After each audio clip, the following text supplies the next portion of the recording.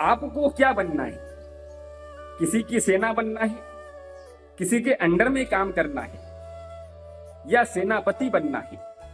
सेनापति उसे कहते हैं जो सारी सेना का संचालन करे, सारी सेना उसके नियंत्रण में रहे, उसे सेनापति कहते हैं।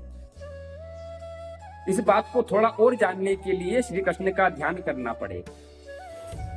एक समय अर्जुन और दुर्योधन दोनों श्री कृष्ण के पास में सहायता मांगने के लिए गए। अर्जुन को पता था कि मुझे कहाँ खड़ा होना है, मुझे किस स्थान पर खड़ा होना है। अर्जुन तो जाकर श्री कृष्ण के चरणों में जाकर खड़ा हो गया और दोनों हाथ जोड़ लिए, किंतु दुर्योधन को इस बात का भान नहीं था।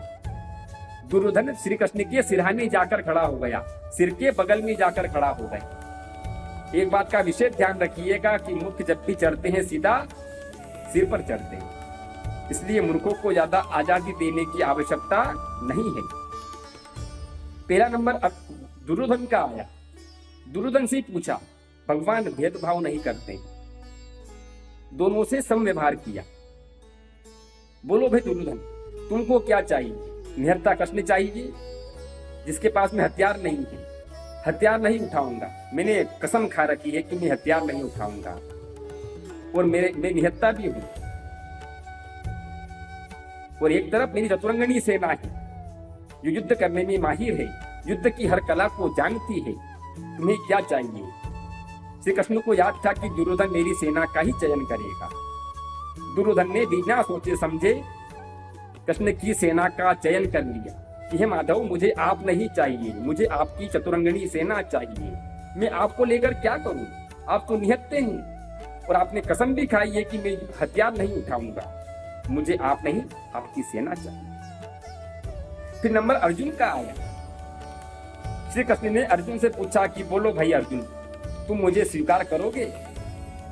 मेरी चतुरंगनी सेना तो दुर्योधन लेकर गया है, अब अकेला मैं ही बचा हूं, निहत्था हूं और हथियार नहीं उठाऊंगा। तुम मुझे स्वीकार करोगे? अर्जुन ने कहा कि श्री कृष्ण, यदि आप मेरी ओर आ जाएंगे तो सब कुछ ठीक हो जाएगा।